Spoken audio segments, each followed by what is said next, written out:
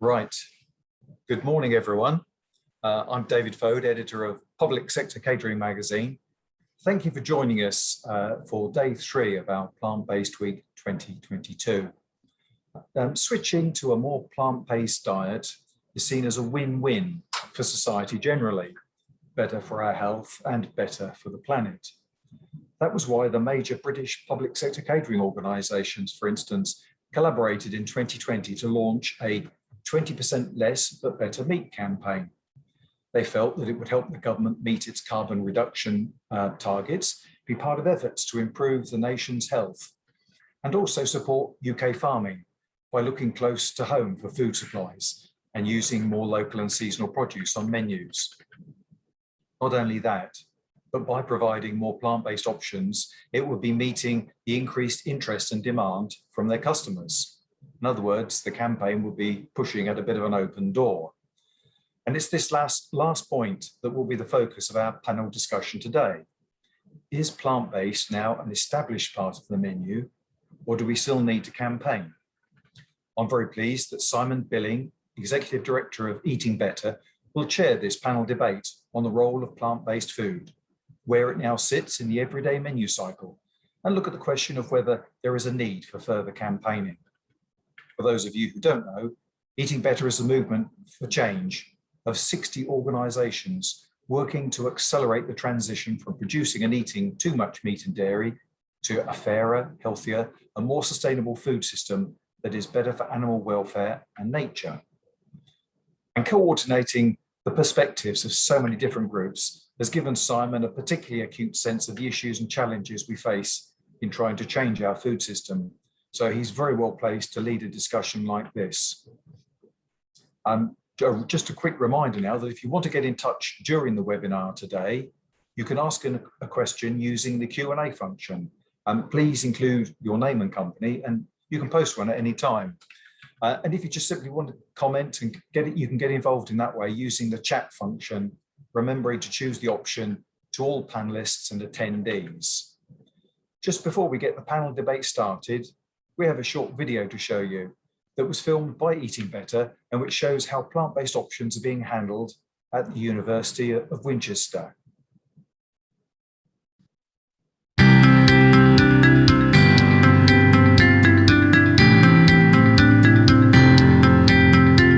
I'm here at the University of Winchester.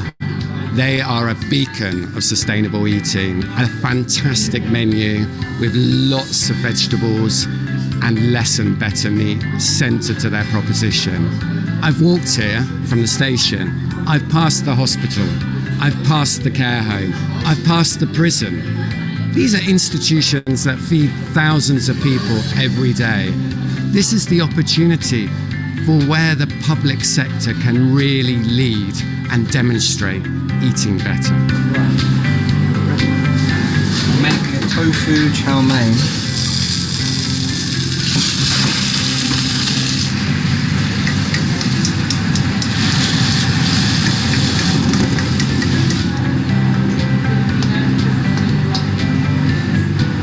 Tofu chow mein. Back in 2010, we created our life ethos, stands for local, independent, fair and ethical, and that was really the start of our journey. So over 11 years we've progressed quite a lot. We started off by introducing free-range chickens. We're a compassionate, well-farming, good egg and good chicken award holder. And over those last sort of 10 years we've created lots of different things. So we've moved on to free-range eggs and then on to organic eggs, and it's all higher welfare. So our minimum standard is farm assured. Free-range chicken, free-range pork, and say until recently it was organic beef. So yeah, the provenance is really key to what we do. There is a great need to move away from a meat-based diet to more of a plant-based and sustainably local diet in that sense. And actually, allotments, home-growing systems, localised farming, that's a huge part of where I think agriculture will be going in the next few years, and where we need to be ultimately to bring down our carbon emissions. We think it's about rebalancing the plate, about a different position for meat, about meat being something special, a garnish on the plate versus the centre of the plate, and filling that plate full of veg and plant-based proteins that are just great for your health, great for your gut, and great for the planet. Although we're paying more for our free-range chicken, our free-range pork, by reducing the amount of meat content in a dish, so putting more meat, more vegetable protein, more vegetables, you're managing the meat protein down, therefore you're reducing the cost, which obviously has an ultimate benefit for the students and staff as well.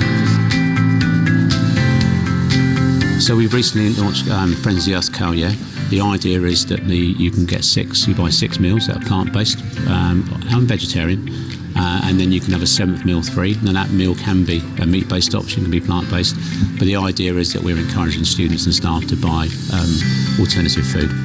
So out of 7 meals, 6 will be plant-based, and that's going to be a good thing. There's the pumpkin puree for the macaroni cheese, so instead of using macaroni cheese like bechamel, use the pumpkin puree. What we'll do with it is take the seeds from it as well, cook those off in the oven, and then blitz it down, and then we'll add those to it as well, just to keep it zero waste. The world of plant-based and everything is huge. Like, it's massive, like how much flavour you can pack into it. Can I have mac and cheese, please? Thank you. What's your vibe? Yeah, it's good. They've got a plant-based cafe, they've got a lot of things which support a plant-based narrative, whilst also recognising that there is a need for, across the spectrum, feeding of the students, and obviously a lot of people like pizza and all these different things. So there is definitely a balance to be struck, but I think they're hugely in the right direction to where we need to be going.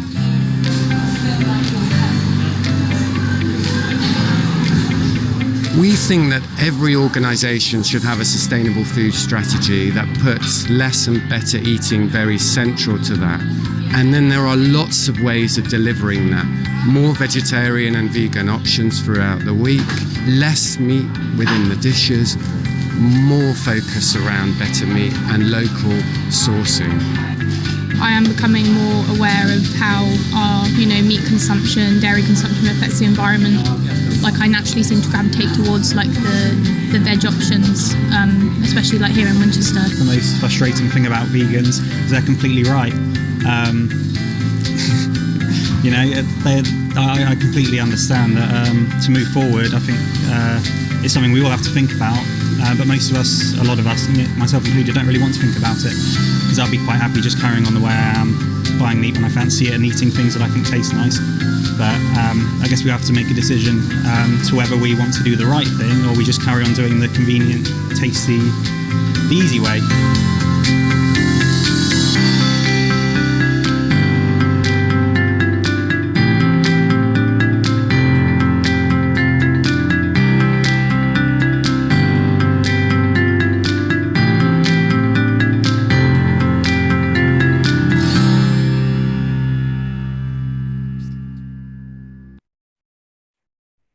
Right, let's get things properly underway now, and let me bring in Simon Billing. Simon, good morning. Good morning, David. Thank you. I think now it's my turn to hand over the reins to you and to introduce the panelists and get things moving. So thank you, Simon. Thank you, David, and thanks to Winchester for the film, and thanks for the invite to chairing the event today. We've got given a question and a challenge today for us to discuss, and we're going to be putting that question up and doing a live polling from all of you in the audience.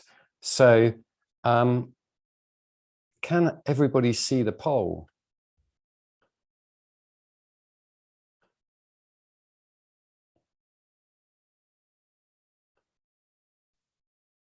It should be there. We're getting people voting. So if we could put their votes in, that would be good. I think people have been voting all along, actually. Simon, looking at it. Great. So we're doing the wonders of Zoom. We're doing a live polling. Is plant-based now an established part of the menu, or do we still need a campaign? That's exactly what we're discussing today. Do you think, yes, it's something we do now and caterers understand that? Or do you think there is still need to broaden the understanding amongst caterers as to the benefits of an increase in plant-based diet? So yes, job done, or no, more work to do. I'll share the results with you. We've got 69% think there's more to do. Great.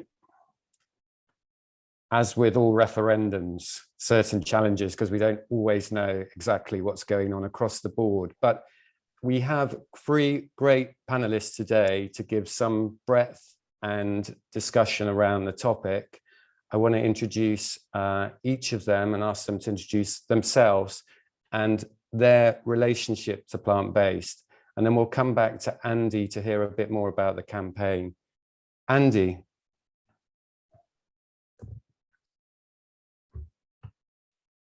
Good morning, everybody. Thank you, Simon. Thank you, Public Sector Catering, for allowing us to do this webinar. I'm Andy Jones. I'm the chair of the PSC 100 and a key advocate to driving the original 20% but better campaign. Thank you, Andy. And to Nicola.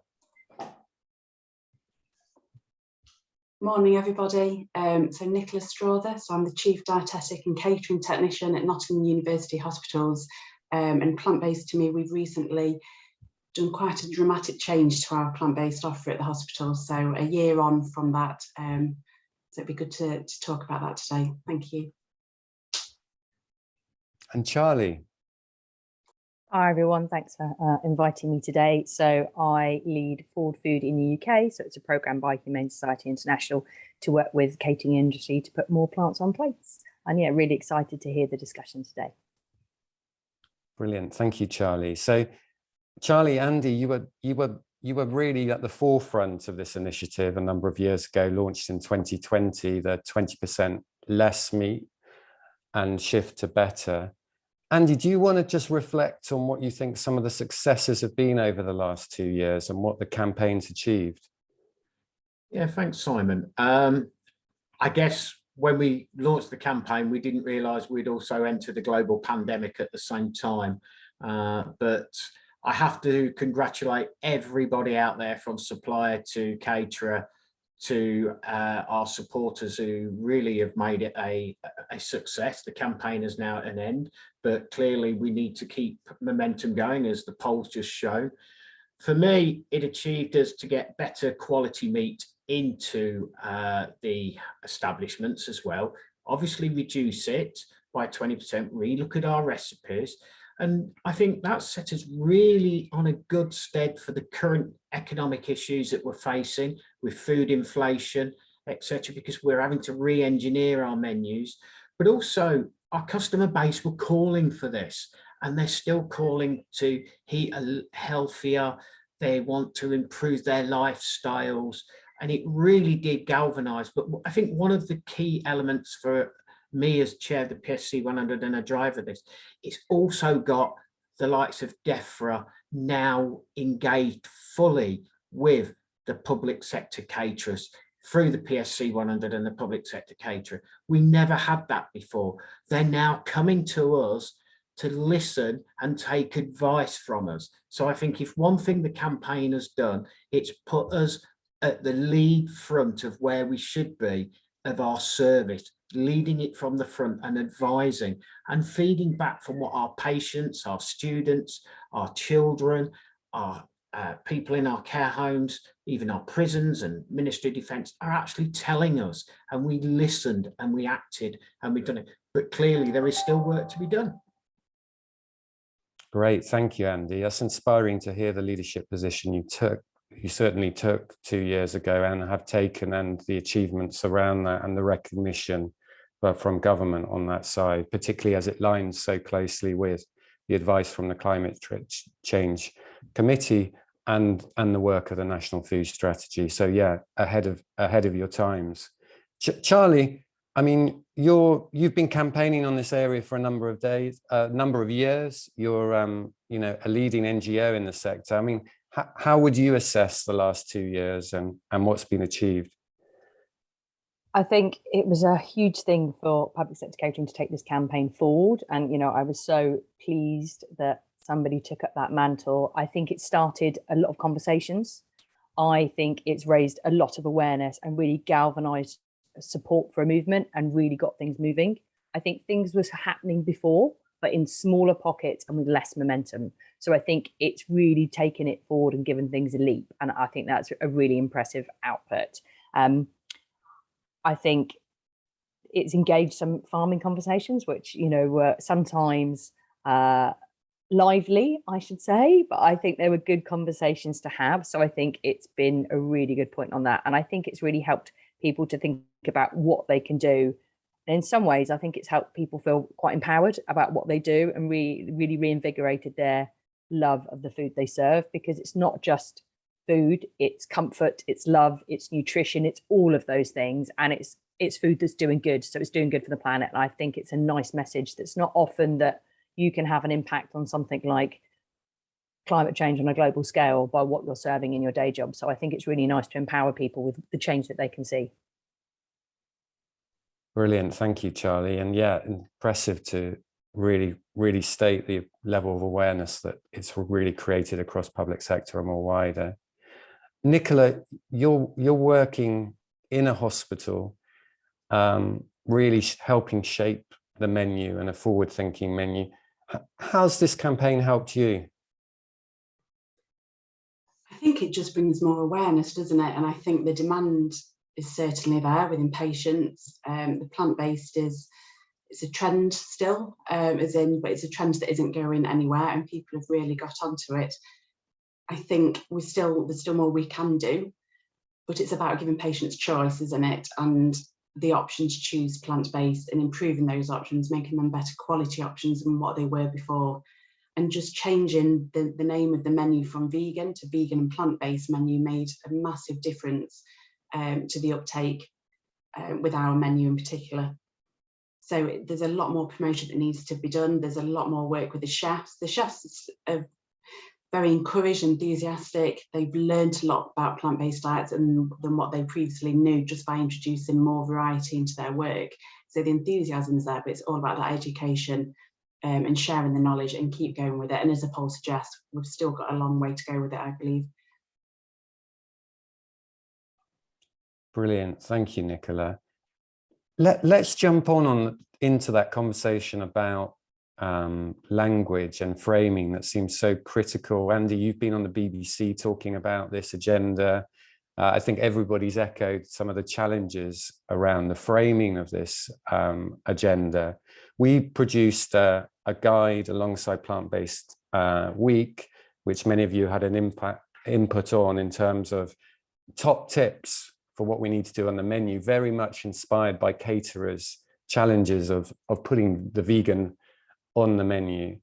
Andy, could you maybe start in terms of what your sort of sense of what caterers need to be doing in terms of what that front of house, because we've seen so many inspiring dishes, great options coming through, but it's the same if it all falls down when the diner or customer gets the wrong idea. Yeah, Nicola has really summed it up nicely in what she's saying. I think we need to remove that name vegan. People will now recognize it as, you know, it's a bit like vegetarian. Many years ago when I first started in the industry, we removed that name, and I just think, you know, plant-based is now in there and maybe indicate it with plant-based. But I'd like to see caterers on all menus, doesn't matter which menu it is actually start just putting it on, not at the bottom, but why not at the top? Why not in the middle of all the rest of the dishes if they've got a range of dishes on there? We know that from the high street chains are doing that. They're actually not telling people, they're just making them green. You know, there's one now who just makes the description green, so people know that is a plant-based, because green is obviously linked to vegetarian, vegan, plant-based, and it's working for them. And I think I'd like to see that. I'm not going to go on to calorific labeling on menus because everybody knows my thoughts on that, and that's not what this is about. But I really do think we need to make them more of a norm. I think we need to do meal deals around plant-based dishes more. We seem to be still treating them as specials, and we've got to get away from that now and treat them as the ordinary. just as we would any other choice on our menus. I really think that it's also time for caterers to start sharing what they're doing more, using platforms like the PSC 100 to share ideas, go with their associations, share with it, so we can all embrace and make that change together, because it's our consumers, whether they're patients, care home, prisoners, staff, they want to know what they're eating and eating healthy. And it's not about the sustainability anymore. It's not just that focus. It's about their lifestyle, and the lifestyle incorporates their health as well as the sustainability around them. And Charlie absolutely inspired me to drive this campaign forward. You know, and you've got Nicola, who's been doing fantastic things at Nottingham, but I just don't want to single out, I want to single everybody out, because what they've done is created a change, and that change, we have to keep moving it forward. Thanks, Andy. Charlie, what would you like to see more in terms of language and framing? Andy's really hit home the importance of a really strong core offer around plant-based and much broader set of choices. What do you see has been working from the conversations you've been having? So I think all of the language and the promotion is so important. It both provides a huge opportunity to shift people's choices, and I take Nicola's point about it's about encouraging people to make the right choice but still providing that choice. And we know that by changing simple things in terms of language, where you position things on the menu, how you describe a dish, can have massive input. So even just having a separate section on the menu can reduce ordering by 56%. So where you position things, where you label things, a recent study came out from the World Resources Institute, and they did some testing of different messages. And I think it links back to Andy's point about, you know, do you say vegan, do you plant-based? And sometimes, you know, vegan can be quite divisive. It can scare people away. And that's something we really want to avoid. We want people to feel included and that everybody can eat this food, so that we're serving great food and it just happens to be plant-rich or plant-based. So just at the top of their menu, they trialed writing some different things.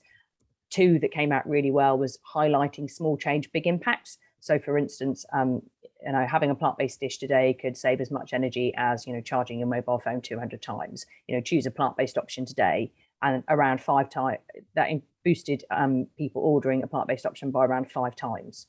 And similar to that was having a sort of inclusive statement, so sort of joining the movement. So stating something like, you know, 75% of people roughly are actively reducing the amount of meat and dairy they consume. You know, join the movement and order a plant-based option today. And that had a similar impact, not just on that occasion, but also on following orders as well. So they tracked it over time. So purely just by letting people know that they can join this movement, there's something positive they can do, has a really big impact. And so I think there's a huge amount of opportunity to make change there. One of the universities we worked with was St Andrews, and just purely by tweaking things on their menu, changing their language, and also changing their layout, so where you position, so having choice architecture in your serving situation as well as on your menu and your description, they're now between 80 and 90% plant-based just by making those changes, and it's been well accepted. So I think there's a growing awareness. People want to make the right choice. People want to do more, and we can encourage them to do that as well. So if you get all those things right, it really has a big impact. I think sometimes if you get it wrong, I've seen chefs create wonderful dishes. It goes out into the serving area. Someone's not particularly engaged, and someone will come up and say, oh, you know, what's on today? And they might say meat, fish, vegan. And that's it. You've just lost people going to choose that option at the end because they don't identify that as the way they eat. So I think making sure that you include the whole of the catering team, the whole of the serving team on what you're doing and why, so that everybody feels engaged and part of that and is bought in on those language and changes, it's a huge opportunity for really positive change. Thanks, Charlie. That's really helpful advice for everyone, really. Nicola, you've gone through this process. You were in PSC magazine last year. Maybe you just tell us about how you approached it and what were some of the responses.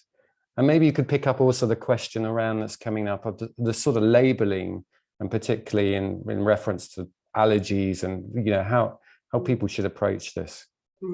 Yes, seen in the group chat as well, there's conversations going on about vegan and plant-based, which are completely, I think it's that education it comes back to, doesn't it, for the patients, staff, that they are different, and it's how we create that. And as much as we've had a year into our new plant-based menu offer at NUH, there's a lot that we've learned during that time, and we were very keen when we created the menu. We got a lot of patient involvement, we got a lot of staff involvement to find out what they really wanted on the menu, and it was a very broad mix.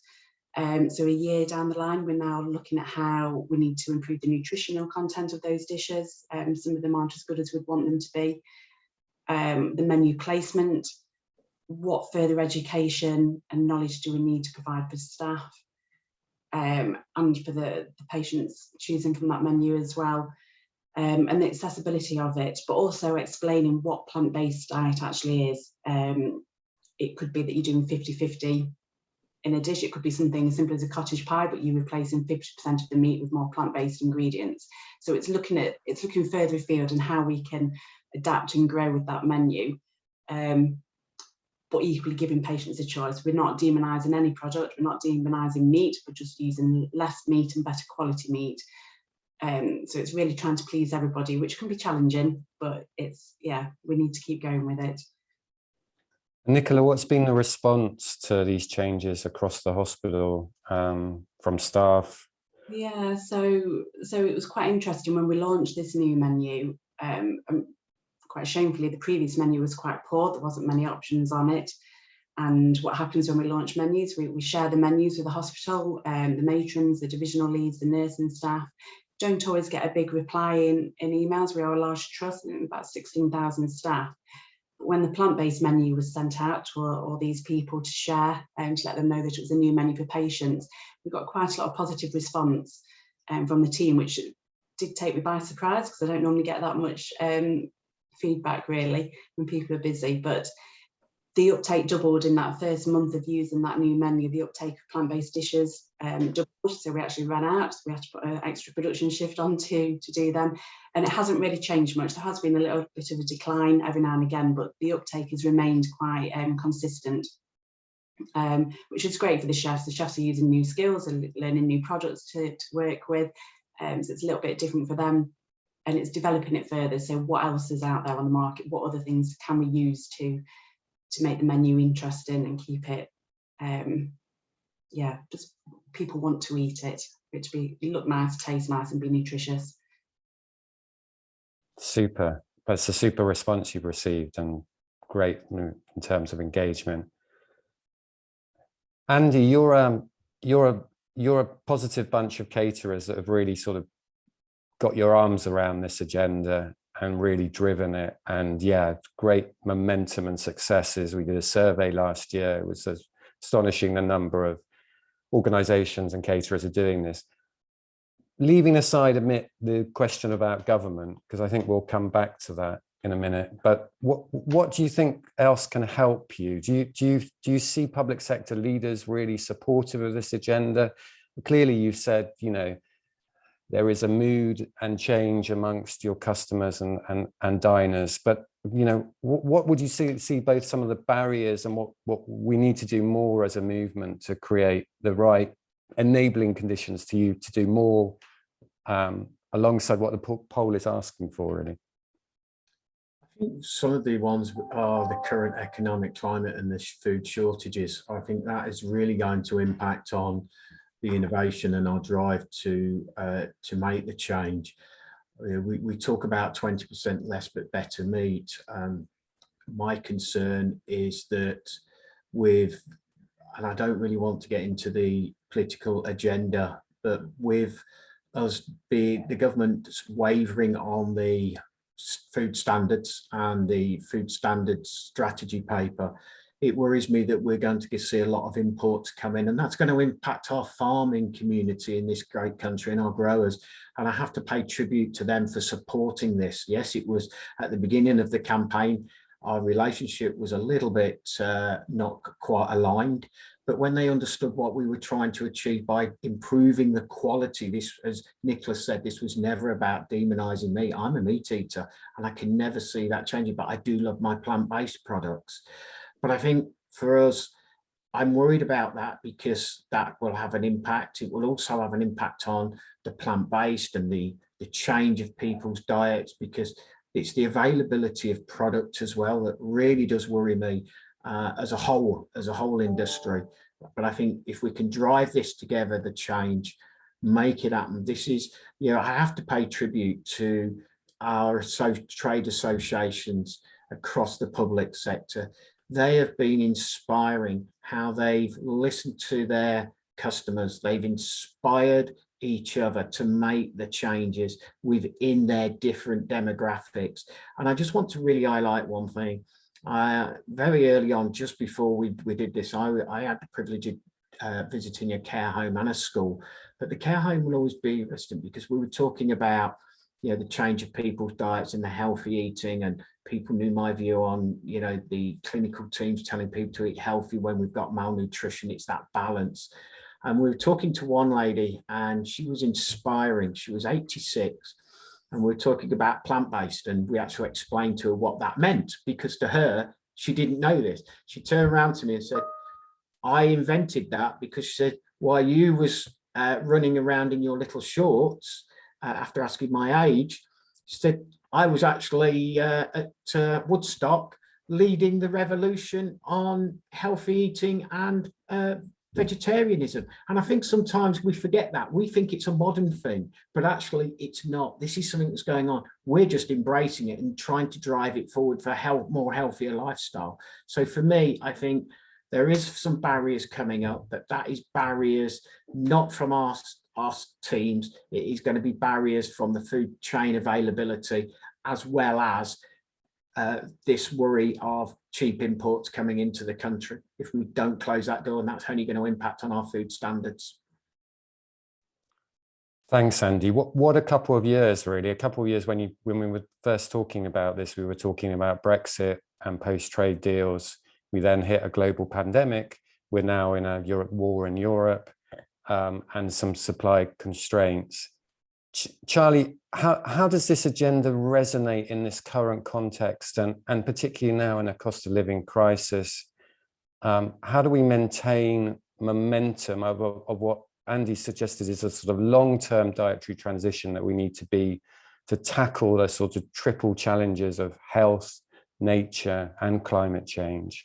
How do we pitch this now and keep ourselves relevant? I think it's flexing to what's happening.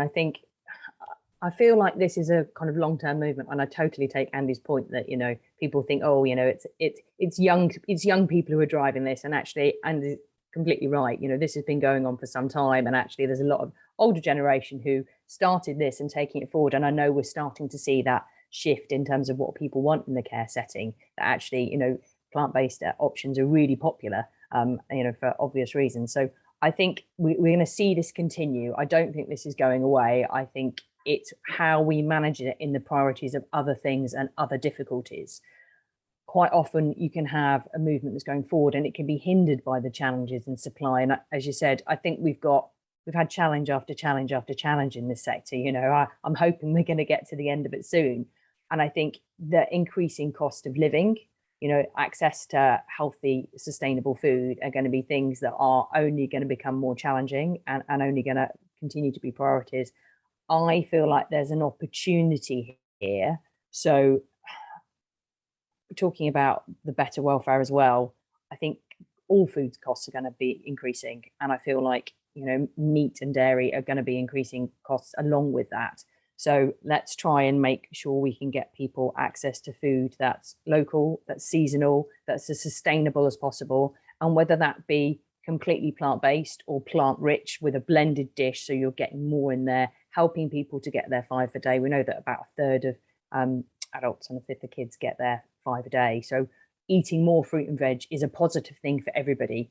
Now we want to try and help them do that on a budget, and to make sure that we can get that supply. So having that flexibility, using things that are, you know, British grown, British pulses, shelf stable, you know, really easy to do and really versatile. To be able to create really amazing dishes with some not that exciting ingredients is a great opportunity. So I'm hoping that we can do more to take that forward and realise some of those costs as well. And it may be that we may have to have slightly reduced menus, because in the difficulties with labour and supply, having 10 or 15 different options on a menu might not be possible. If you can reduce the amount that's there, you know, shorten some of that supply chain, reduce the number of products, then hopefully we can still keep a plant-based option, maybe a plant-rich option, and then, you know, a meat or fish as well, so that we've still got that choice for consumers, but we're still able to offer something healthy and sustainable when costs are tight. Thanks, Charlie. Nicola, if you're in the hospital setting, and clearly what's generally good for our health is generally good for the planet, how are you pitching this to your bosses? How are you going to see, you know, what you're seeing from the poll, more work in this area? I mean, how are you going to, and do you think people are getting it and understanding the sort of this intertwined nature of health and broader sustainability? Have we got that over the line? Is awareness improving, or is there still work to do? I think there's definitely still work to do. I think for us at Nottingham, we're in a very good position, and we have been for a number of years. So we've got the leadership support with the many years of purchase local produce. So we've already got that quite well established in our trust.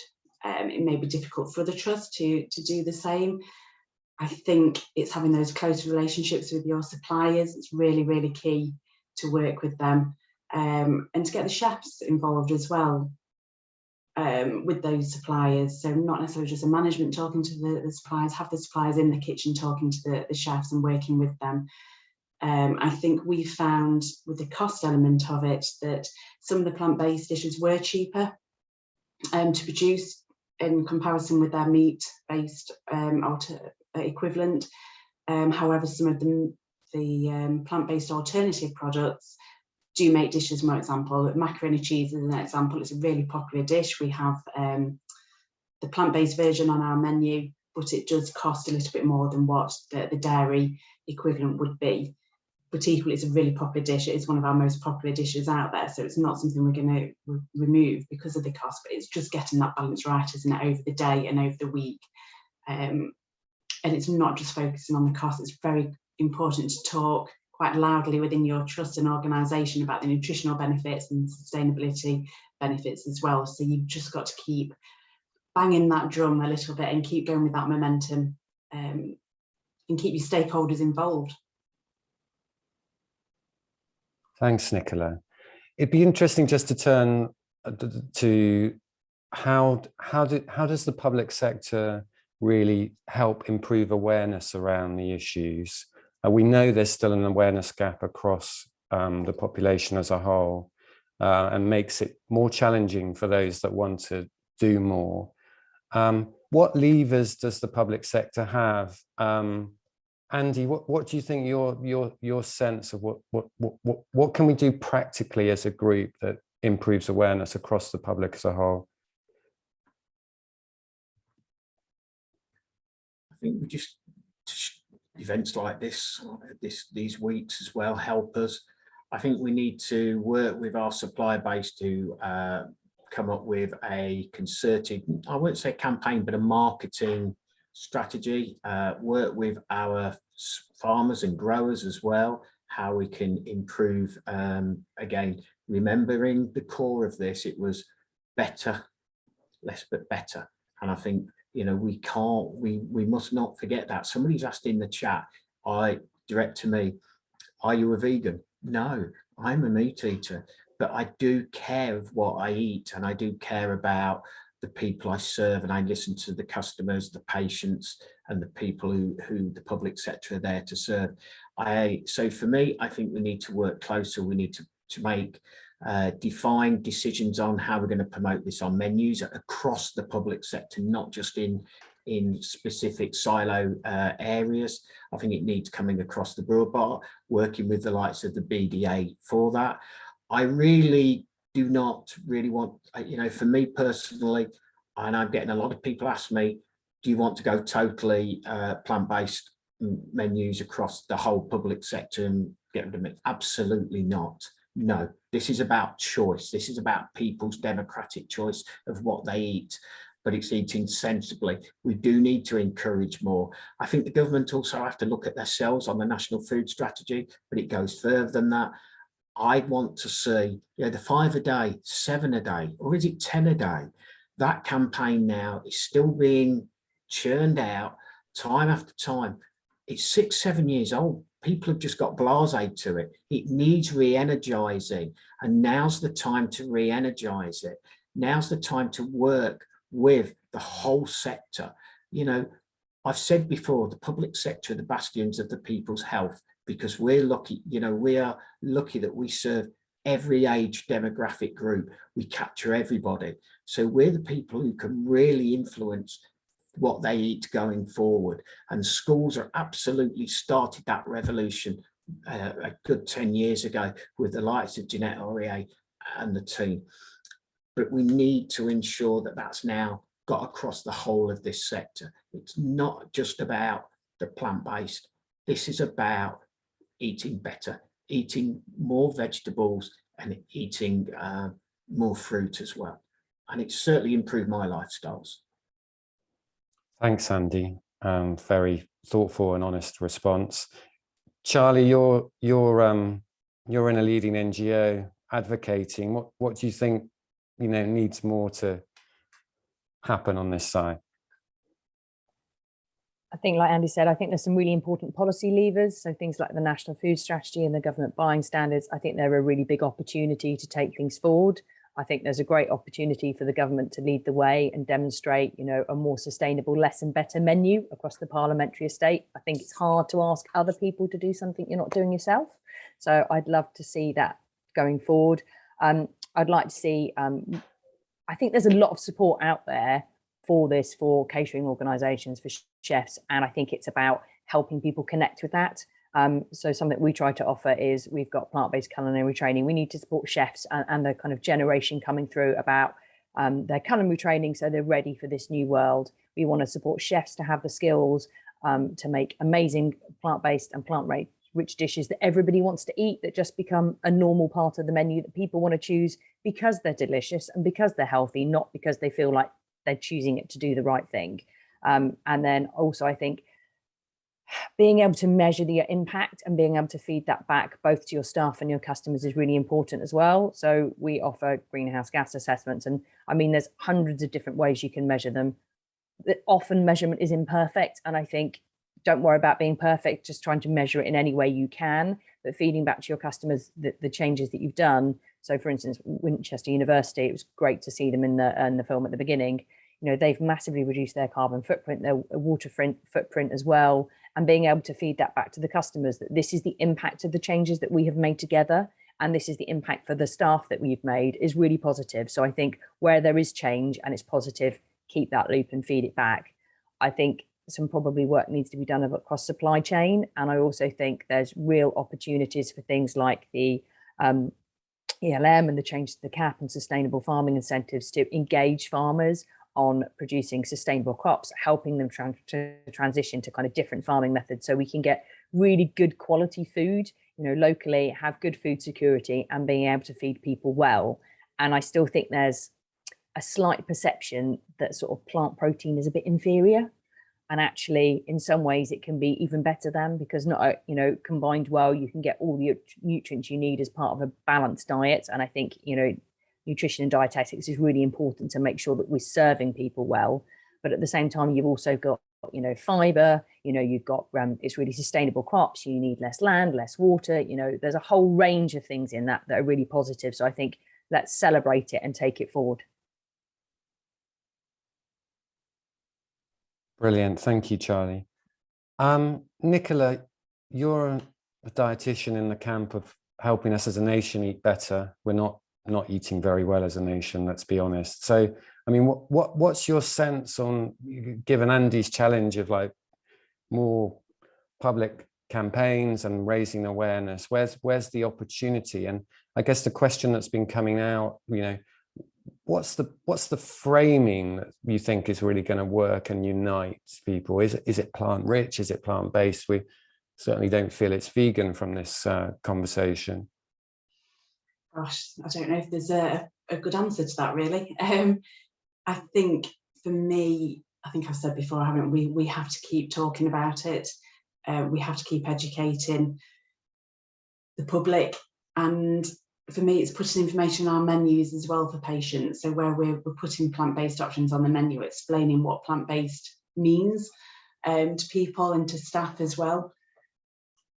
Oh gosh, difficult. I think we just need to keep going. The framing, I think the framing, the language certainly is something we need to look at. We need to be explaining the nutritional benefits. And like it's already been said, it's like still eating everything, isn't it? And it's not demonizing any food, but it's enjoying everything. And I think ultimately when we're designing menus, for me, the first thing is if does the food taste nice, because if it doesn't, then patients aren't going to eat it. And then from that, we then develop the nutrition side of it, but it's promoting that within the trust as well of the benefits and the local seasonal food. So it encompasses so much. That was, don't know if I've really answered what you asked me, but it's quite a complex area. No, absolutely. And just taking on one of the questions before I come back to Charlie, do you get a sense on this conversation around cost? And obviously there's a lot of people involved in the webinar that are big supporters, you can see, around better standards of meat and dairy that Andy's alluded to, higher welfare and higher environmental standards. And we have many leading farmers globally in that thing. I mean, how have you managed that in the hospital setting? And have you seen savings from going plant-based that you've been able to use to sort of support higher standards on the meat and dairy procurement? Not necessarily. I think it's been very savvy with your costs and your budgets and working with those suppliers. And it's not necessarily looking at each dish individually, it's looking at the whole menu across every day of the week of what you have. So you might have something that's a bit more expensive one day, but then naturally another menu option would be less costly to produce. So it's balancing that budget really. And I have seen some comments about allergens, and we don't have a separate budget line for food allergens to create allergy-free meals or anything like that. It comes within that same umbrella of the budget. For me, it's really getting to work and know your suppliers. We visit our farmers, we go and see where our meat and our fruit and our veggies are coming from. And to me, that's really key. We know that we're getting the quality, we're seeing it, and we're talking to the farmers direct. And you can't replace that, I don't think. I think we can sit behind computers and email, but actually going out and meeting people is hugely valuable.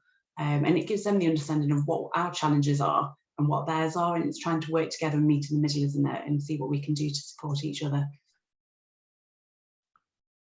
Super, thank you, Nicola. Yeah, definitely having the conversation with suppliers and seeing what the opportunities are. Charlie, you wanted to jump in on that. I totally agree with Nicola. I think, working closely with the suppliers, developing those relationships and understanding, where you want to go and how you can where you are now and where you can get to together, I think is really, really important. And I think especially in these sort of challenging times, some flexibility there is really important. I just wanted to pick up on a point about healthy, because I think we want to deliver food that is nourishing and sustains us and makes everybody feel brilliant. We also want to eat food that's really indulgent and slightly naughty for us as well. There's something about us that just, goes crazy for that. And there was some studies that were done in Harvard and Stanford ages ago where they sold cookies, and they were identical cookies, but half of them were labeled as healthy, and people believed that they were less filling, less tasty, and just generally less satisfying, and they were completely identical.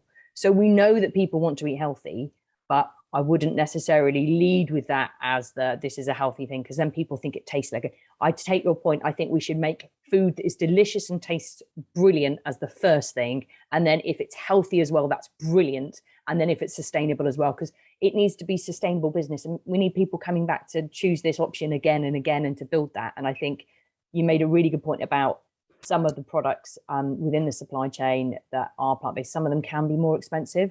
So using those in moderation where you need to, and also sometimes in those supply chains where we can't get them or the price has increased, looking for an alternative way of doing that. So in that mac and cheese, you know, there's lots of different ways of getting that creamy texture that we talk to chefs about. So you can still deliver that dish, but just change the way in which you create it. So you can keep that cost saving, keep the nutrition, and get everything that you need in that package. So I think sometimes you're just going to have to be a little bit flexible with the supply chain. And I think that's something we're going to see for some time to come, I think. Thanks, Charlie. That's great. Andy, could you just comment on the better meat side and better meat and dairy side? We've got a number of questions around that, promoting that in the current, and clearly we want a step up in standard, as you said, and you've spoken a lot about this issue over the last few years. Going into this, what we're leading into, how do we do this across the public sector? I think Nicola has already alluded it, and you know, I'm also privileged to be an ambassador for Love British Food. I think it's engaging with the suppliers, engaging with our farmers, because sometimes we actually forget some of the cuts that they do not use, that supermarkets do not want anymore, that we can utilise in the public sector, in our recipes, because my goodness, we're innovators, we're chefs, we love creating, you know. I'm a chef by trade, and I still love creating dishes and coming up with new ideas using different meats. But I think it's working with our farmers, visiting them, working with our suppliers, listening to them, giving them some challenges as well. Say, look, we've got this cost envelope, this is what we need. But as Charlie says, you know, it also has to come from the top. Charlie and I have recently written to the Minister Prentice and asked her whether she would have the Houses of Parliament lead the way. We've had sort of a half reply, but I think it comes that they, you know, their chefs there, we know, do great food, but wouldn't it be good if they publicise what they're doing and showcased us? But this is about going out there. This is about working with our suppliers, you know. What's a different? Is it do you need a leg of lamb when you could use shoulder of lamb, or you could use a different cut of the lamb? You know, sometimes we lose sight of what's available for us. So it must be using that supply chain. You know, you do. I've changed my ways. I remember many years ago, I said, maybe the NHS, and Nicola will probably remember this, maybe not, she's probably too young. But when I turned around and said, maybe on a Monday, the NHS buys all minced beef, and we have 6 dishes that are made of minced beef because they're that things. In Ireland, that sounded really good, but in reality, there isn't enough available at that point in time for us. So again, it's working around that. You know, what goes into that minced beef? What goes into menu? So Simon, coming back to your question, it's visiting the sites, it's getting out there, it's visiting our farmers, talking to our farmers, talking to our butchers, talking to our plant-based suppliers, talking to the fruit and veg suppliers. What's in abundance? I think sometimes we forget that. We live in a fantastic oasis island. You know, you've got fish, you've got dairy out there that we don't use because we all think, well, everybody wants it. We've got to stop presuming and ask the supply chain, what have they got? What's in abundance this year? Thanks, Andy. Really eloquently put. I'm conscious of time, and Nicola's got the clock in the back of the background, just in case anyone was wondering what time we are at the time. So maybe just to turn to a last question before we hand back to David around, so absolutely no doubt that the campaign over the last 2 years, despite the pandemic, has inspired a lot of action, incredible dishes I see online, incredible changes, and a conversation, as Andy said, across government and supportive, and lots of positive things. I'd just like to ask each of the panelists, what would they like to see over the next 2 years, next 2 to 3 years, that will really support this agenda? What can we be doing more together as a leading group here? And Charlie, you lay down, tell us what we need to be doing. Oh, if it was that easy. I totally agree. I think dynamic procurement and working with our suppliers is really important moving forward. And as you say, using the things that maybe aren't as popular. You know, it's not that long ago that kale was something we still fed to pigs and no one was interested, and now it's on everything. So I think, you know, using some of those things that are really great and have just maybe fallen out of fashion, or, you know, using the suppliers we can and working with our suppliers and producers. I think it's taking it forward. It's about creating that new normal. We've shifted, you know, 20% was the target. For me, I think, can we go beyond that? You know, if you look at IPCC or Eat Lancet, you know, that over the longer term, we need to make even more change. And I think it's that balance of not scaring people in the beginning. It needs to be achievable. You need to get people moving. But I think this is the start of our journey, and we need to be continuing to evolve how we eat. So it's more varied, more diverse, more balanced, and keep going in that direction, and really supporting each other and sharing learnings, you know, sharing what works. And also sometimes when it doesn't work, that's okay. If we've learned something, let's share that as well. And really tapping into the support that's available out there. There is a lot, you know, reach out, see what's available to help you solve some of those questions and those challenges. Also, someone wrote in the chat, you know, sometimes people are really keen, but they just don't know where to start, or they need a bit of hand holding. You know, reach out to us. There's, you know, there's lots of group, myself, WWF, HSI, ProVeg. We're out there. We're keen to help. We know some of the answers to those questions, or ask someone else, you know, in a similar account that's done something good, you know, take it back to public sector and ask those questions. So I think keep talking, suppliers, producers, colleagues, and keep taking it forward. And then adding the pressure for the government to make some good policy changes to support this as well, because we can't all be expected to do the work. We need some leadership to back that as well and create the right environment. Thanks, Charlie. And I think that takes up some of Tim's questions, like how do we sort of, you know, strengthen our arguments against those that criticize this approach. Nicola, what would be your suggestions at a very sort of practical level? What do you see that would really help you and your work over the next few years, building on what Charlie said? I think there's a few elements. I think for me, it's the training and the knowledge and skills for our chefs, and what we can learn outside of the public sector within the restaurant, hotel industry, with how they prepare plant-based food and the creativity that they use, and how we can then transfer that into the public sector catering environment as well, and working together collaboratively. So again, obviously I'm talking from a hospital environment, but the dietitians working with the caterers and the clinical teams, but also getting that leadership and that trust board involvement is really key as well. And sharing, I think we need to share and shout louder about what we do when we do it well, but also when we've made mistakes or it's not quite gone right. I think that's really important, and just supporting each other within our industry is really valuable. And then finally, just keep the public and your stakeholders involved in what they want on their menu, and understanding what their needs and requirements are, but also balancing that with what the right thing to do with it. Again, talk about hospitals, getting the nutritional content for the patient's recovery is quite key. So we've got a bit of a challenge there as well. So yeah, so again, similar to what Charlie said, talking, learning, training, skills, and just keep going really. Brilliant, thank you, Nicola. Andy, you're stepping back as chair of PSC. You're handing over.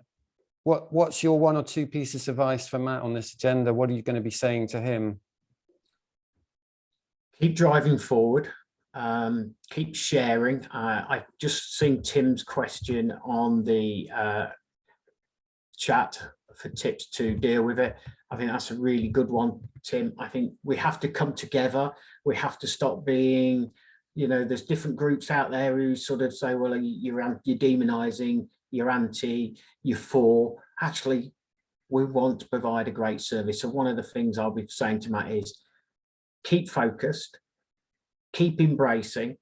The associations are the key to the change. Our chefs, our members, the association members are the people who are key to the change. Bring in the professionals and keep trying to get the government to listen, and let's set our own standards with them, because we've got them listening. We just now need to drive that forward, you know, and we work in the best part of the hospitality sector. We're so lucky, because we can educate people. We enhance people's lives every day with everything we do.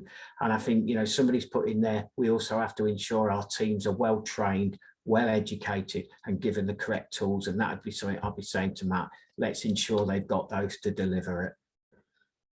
Brilliant. Thank you, Andy, for those words. And thank you for your leadership on this topic over the last few years. I'm conscious of time now and coming up to an hour. So I want to thank Andy, Charlie and Nicola personally for their great contribution to quite an inspiring and filled hour of discussion.